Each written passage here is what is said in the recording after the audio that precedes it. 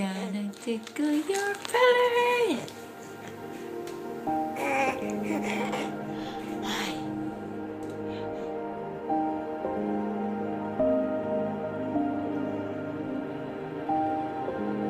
When you hold a baby in your hands, and for me it was my son. You know, we had had Daisy as a little girl, and then having a son, it kind of completed our family.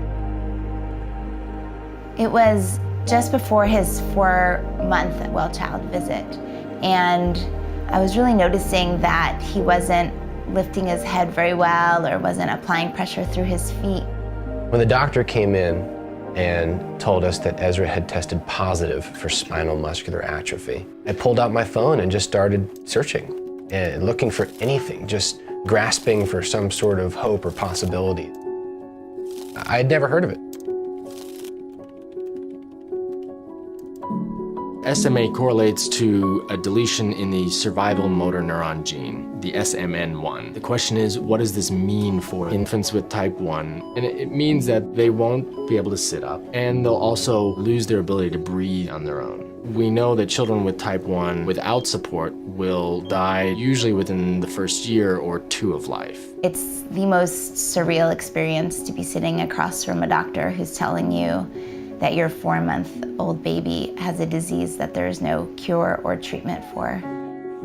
You may have never heard of it, but it's actually the most common neuromuscular and genetic condition affecting children throughout the world. 1 in 40 people are carriers. If I think about my immediate family, and then my cousins, and my closest group of friends, right there is 40 people. We would talk a lot about, you know, where he'd go to school, what kind of sports he would play, or who his friends would be. and then after the diagnosis, it's hard to kind of not think past not where he'll go to school, but will he learn to speak?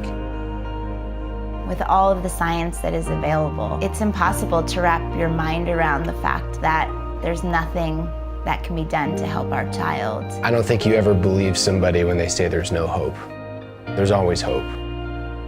But on February 5th of 2013, Ezra died at home, surrounded by Emily, me, my parents, and his Aunt Karen, with his sister Daisy sleeping in the room next door.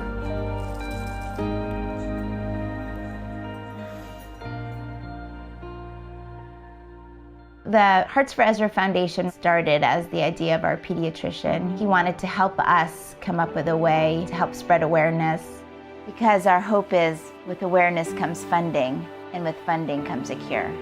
While there currently is no cure, A simple genetic screening will let you know if you're a carrier. 1 in 40 isn't a big number. It was us. Please visit Families of SMA or Hearts for Ezra on the web.